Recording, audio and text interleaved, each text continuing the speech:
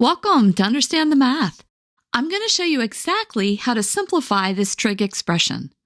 To begin, let's write secant x as 1 divided by cosine x, since we know that sine x divided by cosine x is tangent x.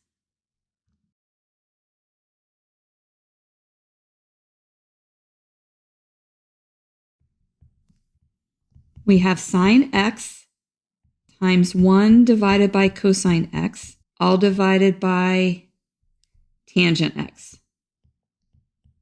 Tangent x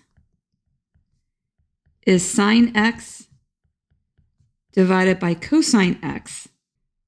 So this becomes tangent x on the top, and we have a tangent x on the bottom. This simplifies to a value of 1.